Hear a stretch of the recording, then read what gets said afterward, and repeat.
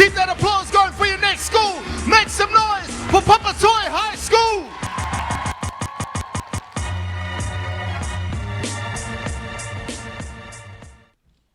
People say, You are what you eat. and I eat bean sprouts. I eat fat people. kale and quinoa. Fat people!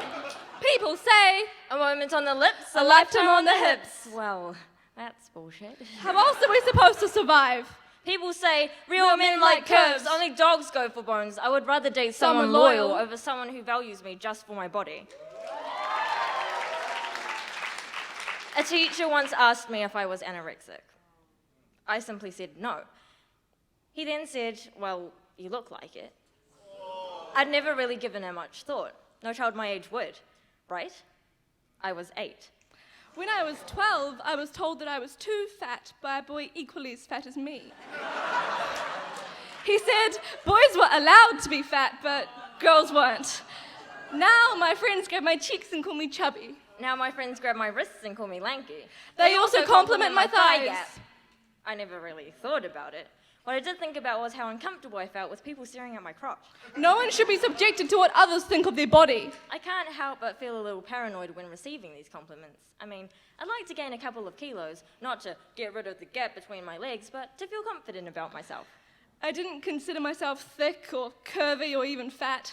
Sure, when I sat down, I'd be hyper aware of the circumference of my thighs, but I was happy with my body. When I first stumbled across the subject of insecurity, the first thing I noticed was my teeth. These big chompers seemed to scream unwanted attention. And you're right, I got braces. It helped, not by much. I kept showing my metal corset, a body of words forming in my mouth, overflowing into protest.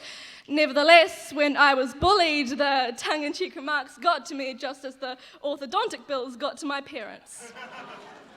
No one should be subjected to the judgment of what others think of their body.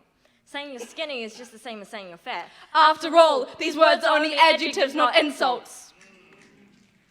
As a tall person, I don't get insulted when people say, Hey, how's the weather up there? sure, it pushes my buttons, but I got over it. Being short, when people started to use me as an armrest, I got over it. Even though it bothered me. I knew that if I spoke up, I would be met with, I thought you didn't mind, you didn't say anything before. I didn't say anything before because I knew you would say, calm down, it's just a joke. When you were telling me to go for a run, And when you were telling me to go eat a burger, my doctor was telling me I was perfectly fine.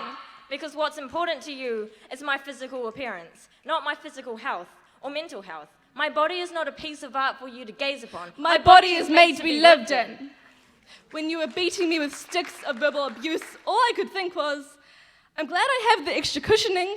And when you're throwing stones of harsh words, I'm grateful that I'm thin enough to dodge them.